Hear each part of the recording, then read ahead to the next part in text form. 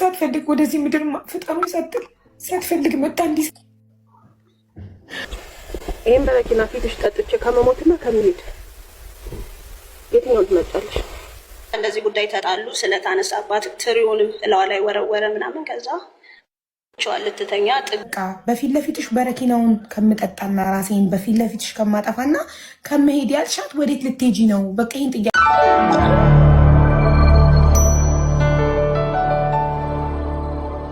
ወላጅ እናታችሁ እየተሰቃየች እያሳደገቻችሁ ያያችኋት ያለችው እናታችሁ ድንገት መጣ ወይ ይህን በረኪና ጠጥቼ ልሙት ያለዛ ደግሞ ለዘላለም ላልመለሽ ልሂድ ብላ ምርጫ ብትሰጣችሁ ሁለቱም እኮ ላትመለስም ሁለቱም እኮ ያው እኮ ምኑን ከምኑ ትመርጣላችሁ? ቤተሰብ ምንም አይነት ዘመድ እኮ የላችሁም እኮ ምንም ዘመድ የላችሁም። እሷ ብቻ ናት። ሁለቱም እኮ ጎዳና ላይ ነው እኮ የምትወጡት። እጅግ የሚዘገንን ታሪክ ቢያንስ ትሄድ ብላችሁ ልትመርጡ ትችላላችሁ።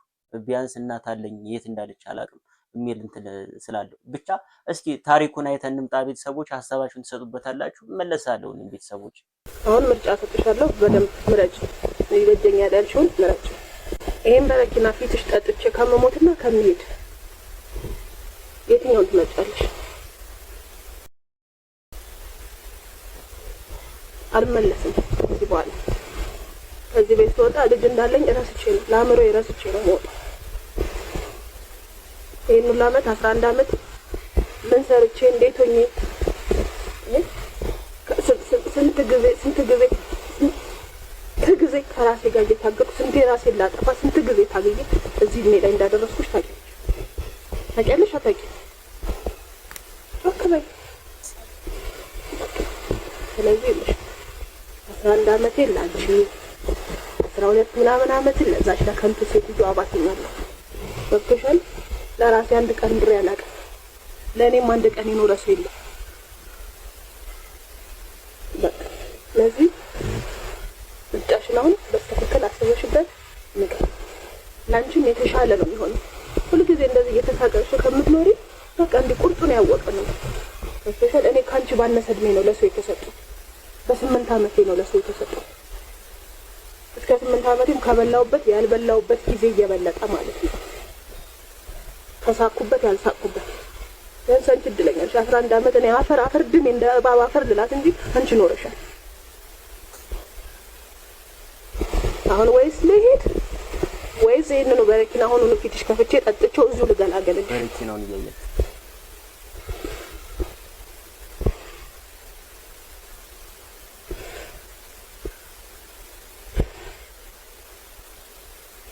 አለ እየጠበኩሽ ወይስ ልሂድ ወይስ ይሄን በረኪና እንደምታውቂው ለመጨረሻ ጊዜ ትልልቅ ሰዎች ነው ይደውሉ ለምኛለሁ።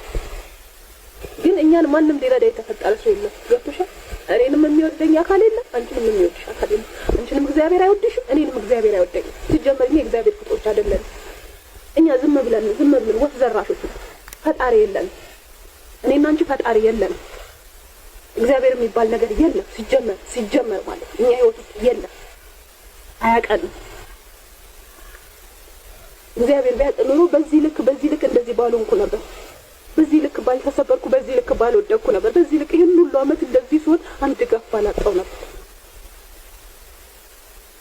እኔ ያላባት አድጌ ያላባት አንቺ ያላባት ባልሰጠኝ ነበር እግዚአብሔር ቢኖር። እግዚአብሔር የለም እንጂ በእንደዚህ አይነት በአውሬ አባት ተወልጄ ከእንዳንቺ አይነት ደግሞ አውሬ አባት ልጅ ባልወለድኩ ነበር። ይሄን ሁሉ ዓመት ልጄ እንደዚህ ባልሆንኩ ነበር። ህይወቴ ውስጥ የገቡ ሰዎች ሁሉ እንደዚህ ከንቱ እንደሆንኩ ባልነገሩኝ ነበር። እንዲህ ዋጋቢ ሴት እንደሆንኩ ባላደረጉኝ ነበር። ሳትፈልግ ወደዚህ ምድር ፍጠሩ ሳትል ሳትፈልግ መጣ እንዲህ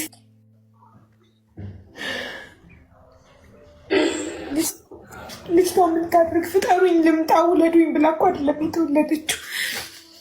ለምን እንዲህ ትባላለች?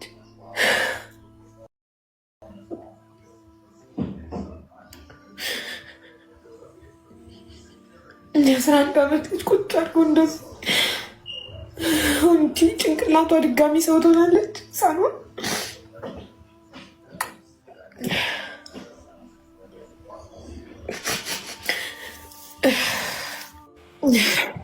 አቡዬ በቃ አናግራት። ያው ልጅቷ እኛ መውረድ እንችላለን። ልታናግራት ብቻዋንም ከሆነ እኛ መውረድ እንችላለን።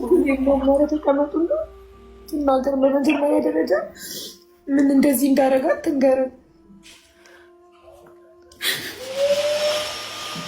ከዛ እናቴ ቢቸግራት እዛ ሀገር ሰው ቤት ተቀጠረች፣ እንዲህ ምግብ ስራ እዛ ተቀጥራ እሷ ነች ማለት ነው። እሱ ተኝቶ ነው የሚውለው፣ ምንም አይነት ስራ አይሰራም።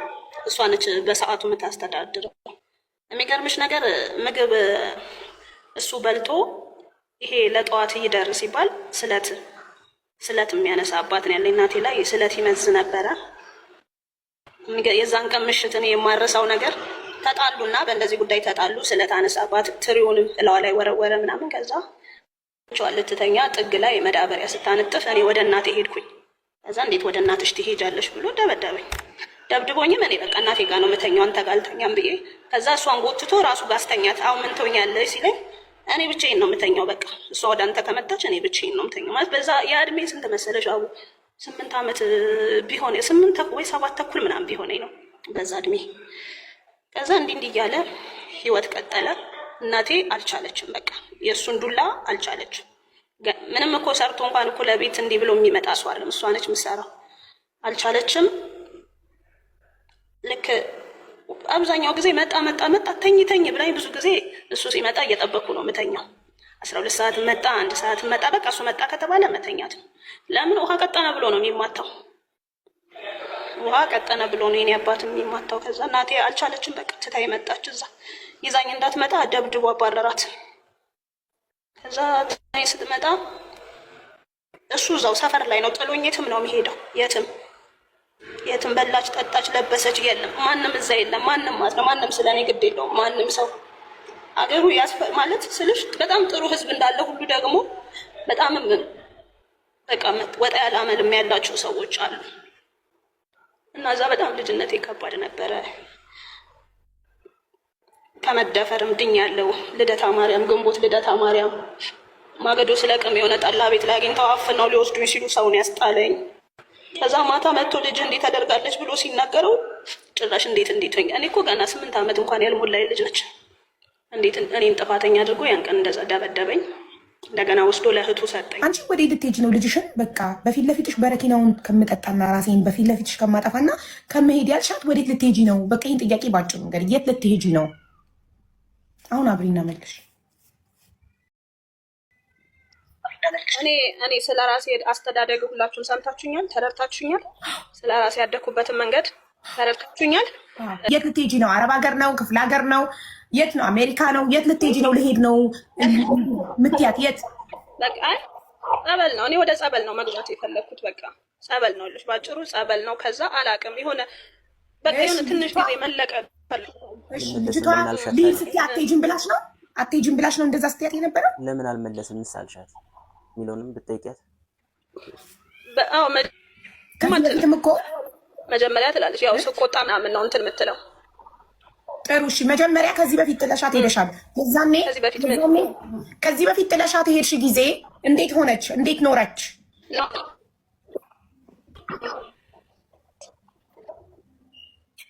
እሺ፣ እየተቆራረጠ ነው። ሰማችሁኝ?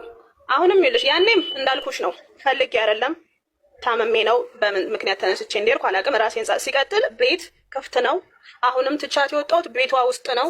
እኔ ነኝ ራሴን ነው ይዤ የወጣሁት። በቃ ከዛ አንዴ ሩቅ ማውቃት ዘመድ አለች፣ ስልኳን ያስቀመጥኩት። እባክሽ እኔ ወይ እስክረጋጋ ወይ የሆነ ነገር እስክል ግቢላት ሂጂላት ብዬ እሷ መጣለች። እንግዲህ ደውሎ ያወራት ሰው ይኖራል፣ የተረዳ ሰው ይኖራል። ግን እኔ ልሽ አንቺም ጋር ቢሆን ልክ እንደ ሰው እንዲህ አግዙኝ የሆነ ትንሽ መጣ። ያኔም እኮ አልኩሽ ቤት ሰው ነበረ፣ ጓደኛዬ ነበረች፣ አብረን የኖርን 3 ልጆች ያላት እናት፣ እንዲህ የምንደጋገፍ አንድ እናት አለች፣ እሷ ነበረች። አሁንም አለች። ቤት ብትደውይ እኔ ጋር ብትደውይ ታገኛታለሽ። አሁንም አለች። አሁን በዚህ ሰዓት ብርር ብዬ ቤት ደስ ይለኛል። እኔ ልጅም ከቤቷ ላጣት አልፈልግም። ገብቷችኋል? እኔ እግዚአብሔር ምስክሬ ነው። አቡ ምንም 70 ሳንቲም እንዳትጠይቂ፣ 70 ሳንቲም እንዳሰበስ እንዳላችሁት ለልጄ በወር አንድ ሰው እሱም አንድ ሰው አቅም ያለው ሰው ለልጄ አስቤዛ ያድርግ። ጫማ ሲያስፈልጋት ጫማ ይግዛ። በነበረበት ነው ህይወቷ እንዲቀጥል የምፈልገው። በነበረችበት አዳሪ ትምህርት ቤት ከገባች አዲስዬ፣ እሷ አዳሪ ትምህርት ቤት ከገባች አንቺ ዱባይ መተሽ መስራት ትችያለሽ። እሷ አዳሪ ትምህርት ቤት ከገባች አንቺ ዱባይ መተሽ መስራት ትችያለሽ? እሱ ደስ ይለኝ፣ እንደዛ ደስ ይለኛል፣ እንደዛ እሰራለሁ። ጥሩ በቃ የሚሆነውን ለተሻለ ነገር ከሆነ ማለት ነው። አባባል የተረተሽኝ የምንለያየው ለተሻለ ስልሽ አሁንም እኮ ግን እኔ እንደዛም ብዬ ቢሆን እመለሳለሁ። ለቀንም ሳምንትም ብቆይ ግን ቤቷን ያለችው እሷ ግን ለተሻለ ግን እኔ አንድ ሀገር ውስጥ እየኖርን እንዴት ነው እኔ እዛው አዲስ አበባ ኖሬ እሷ ሌላ ቦታ እኔ ሌላ ቦታ እንዴት ነው? በጣም የሚገርም ነው። በጣም የብዙዎችን ኢትዮጵያውያን እየኖሩትን ያሉትን ታሪክ ቁልጭ አድርጎ የሚያሳይ አንድ ሰው ሳይሆን የብዙዎችን የሚያሳይ ታሪክ ነው እና ብዙ እናት አባቶች ከቤተሰባቸው ጥለው የሚጠፉባቸው ምክንያቱም በእንደነዚህ አይነት ምክንያቶች ነው እና በጣም ያሳዝናል። በጣም የሚያሳዝን ታሪክ ነው። እኔ እንዲሰበሰብልኝ አልፈልግም እያለች ነው። በእርግጥ ሴትዮዋ ግን እኔ የተሻለ ህይወት እንኳን እንዲኖሩ ቢያንስ እንኳን እድሉን አግኝተው ራሳቸው ሚዲያ ላወጥተው ችግር ላይ መውደቃቸውን ያ እንትን ያሉትን ሰዎች እንኳን ቢረዱ ብዬ ነው የማስበው። ስራ የሚመቻች ለሀቡ በጣም ጥሩ ነገር ነው ያደረገችው። መጨረሻው ዳር ከደረሰ ማለት ነው የስራ እድል ወደ ውጭ ቢፈጠርላት ምናምን እንደዚህ አይነት ነገሮች እያለች ነው እንደሰማችኋት ማለት ነው። በጣም የሚያሳዝነው። እናንተም ሀሳብ አስተያየቶቻችሁን ስጡበት ማለት ነው። ቤተሰቦች ይሄን ይመስላል የዛሬው